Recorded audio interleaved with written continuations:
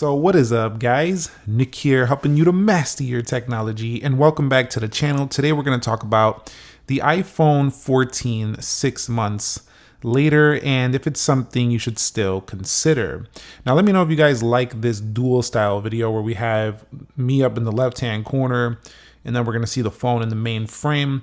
I'm trying new things out. Let me know if you guys think this is more engaging. I'll consider doing more of these in my day-to-day workflow and video flow. Now, if you haven't been here before, be sure to consider subscribing for more technology content like this. We cover phones here, software, upcoming reviews.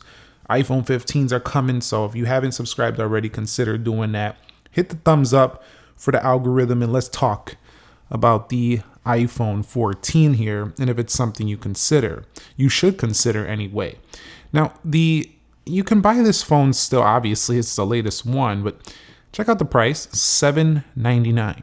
Now, this phone received its fair share of critique for not really changing up mostly over the Apple iPhone 13. And have I thought this phone has been worth the price? And I have two different opinions on this. I think the iPhone 14 has been worth the price when it comes to, if you look at it as a standalone phone, like if you had an iPhone 11 or maybe even a 12, not so much the 12, but 11, a 10R, a 10.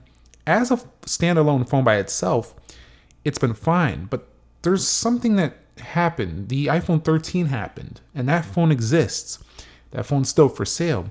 And as somebody who owns the iPhone owned the iPhone 13, this phone doesn't really feel like worth it to me from the perspective of somebody who owned the 13. But if you skipped out the 13, you could either just jump to the 14, or you could save a little money and just get the 13. They're so similar that it's really hard to justify the price point. So I think the 14 is going to be one of those phones that when it starts to come down as newer iPhones come out, then it will be more of a deal. At the full price right now, it's a little bit tough to justify. So 6 months later, I'm still feeling the same exact way about this phone with its price point. And the yellow colorway is not going to be enough to change that. Main reason this happened is because of this feature right here. Let's take a look at the phone here. So this has a 60 hertz panel. I'm not sure if you can see it, but it's definitely a little more choppy right here. It's something that you definitely notice. And at this price point, I really don't want to pay much more, than like $600. That's even kind of high for a phone with 60 hertz. At these price points, I want 120 hertz. The Samsung has it. The competing cheaper Android phones, some of them have 90 hertz panels. So this is a little bit of a tough justify. Let me know what you think about that down below in the comments. All right, so talking about the build and the body, let me wipe it down really quickly here. Definitely a nice phone. The look, I still like this blue color. I think it's beautiful. It's a baby bluish color. Kind of reminds me of the Sierra blue of the iPhone 13 Pro. But definitely, I like the build and the design. I think it has a very premium feel. It's still got that nice, solid iPhone feel that you're used to. It doesn't feel cheap, nothing like that. Still has the industrial edges.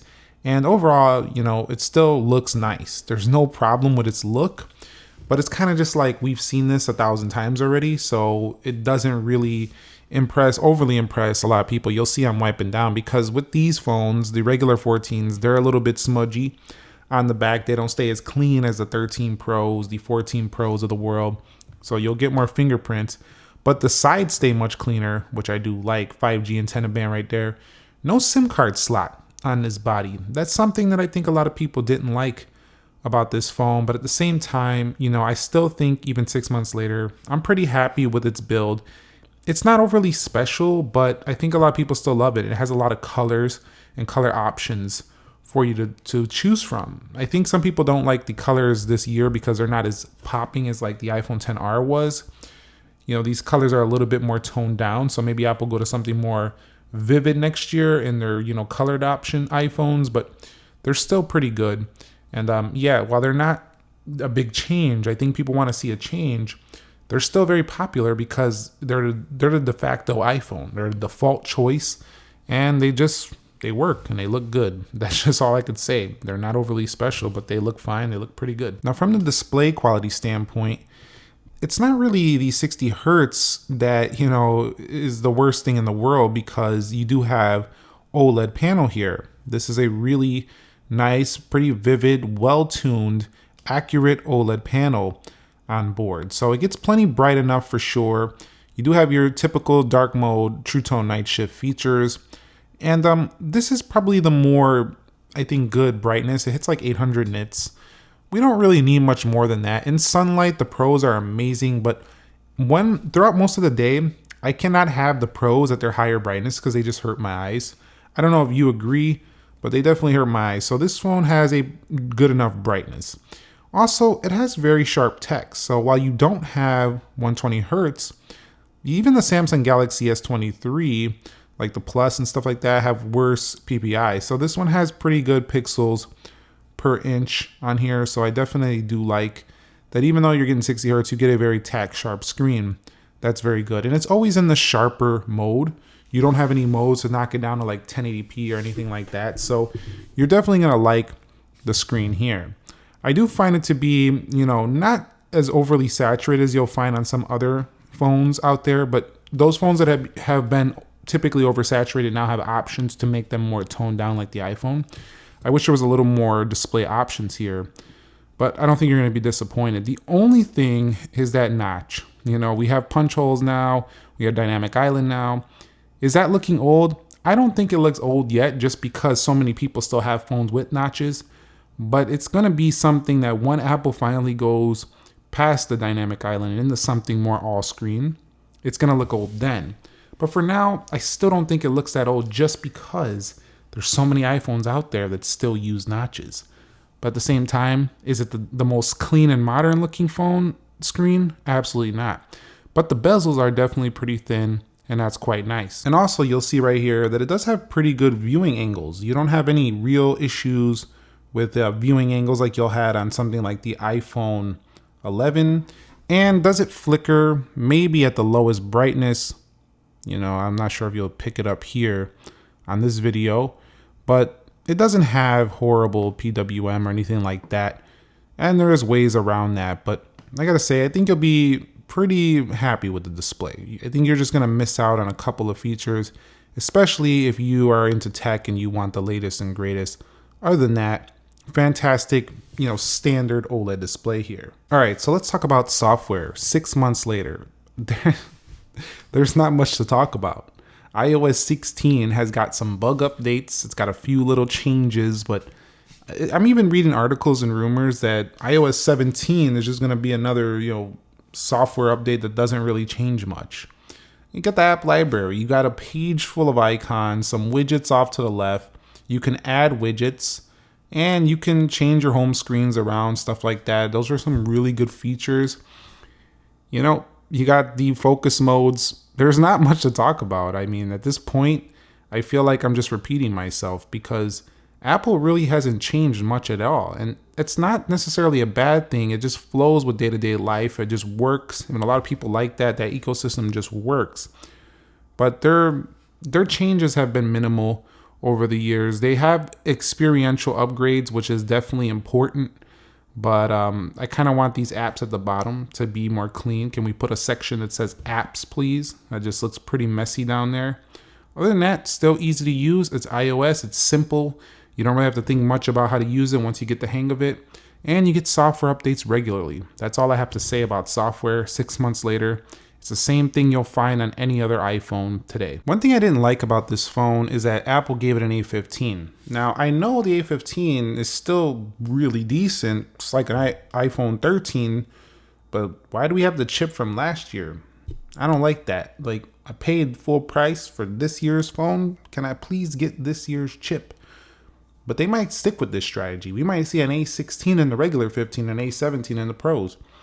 It's kind of an upsell if you really think about it. It kind of makes you want to get the better phone. It's kind of like if you're ordering some food and you want the large versus the medium, like you probably will consider that. So I don't know. They might keep this strategy of keeping last year's chip or last year's best chip.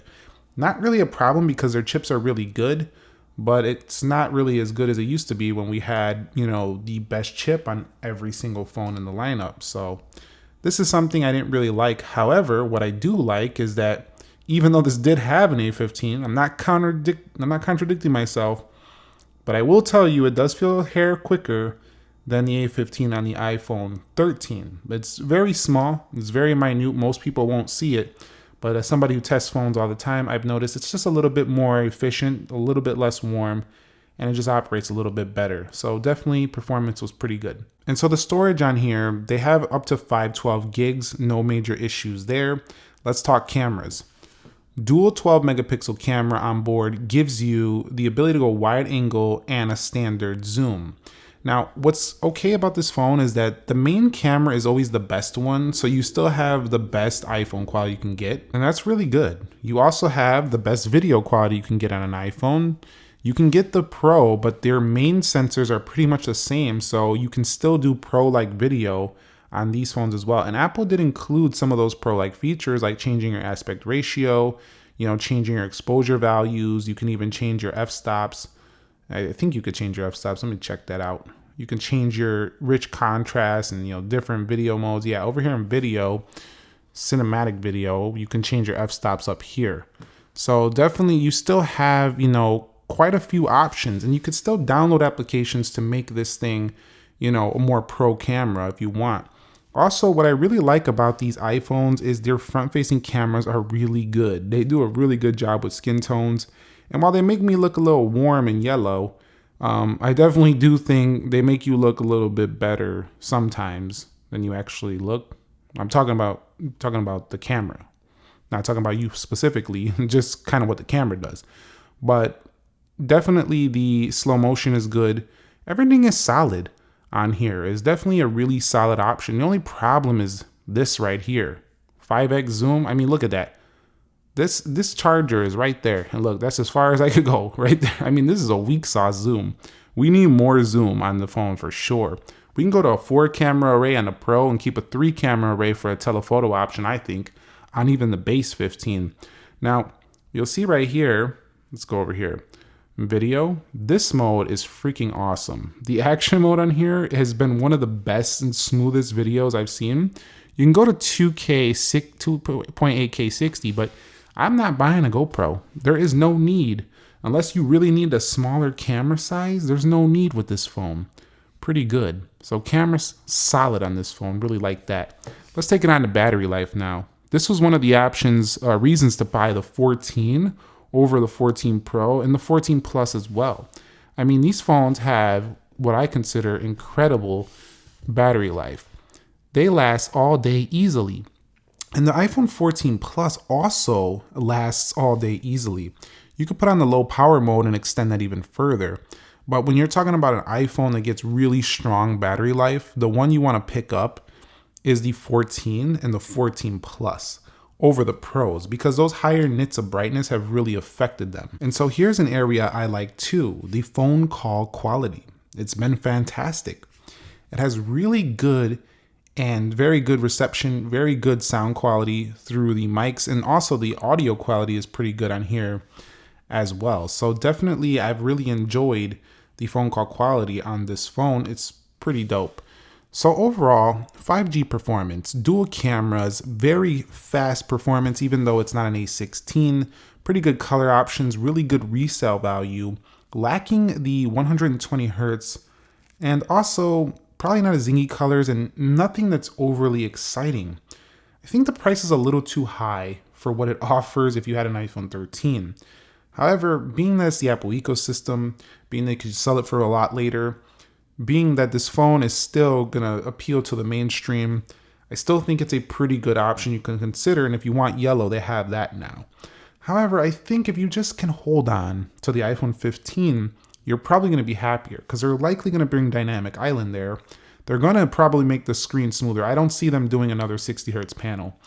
And it's just going to be, I think, a better value phone. It's going to remind us of when the iPhone 11 came out and that phone was really good and it had a lot of great features and you were shocked that you got all that for that price point. So I think the 15 is going to blow this phone away. The regular one, that's just my opinion. You could disagree if you want. I don't think they're going to be too much to make it beat the 15 Pros, obviously, but I think it's going to blow this phone away. So that's my take. Let me know your thoughts Other than that, if you don't care about the latest and greatest tech, you need a phone now, this is definitely still a recommend. So thumbs up if you enjoyed the video. Again, if you like this style, let me know down below in the comments. Subscribe if you haven't already. Nick here. I'll catch you all in the very next episode, and peace.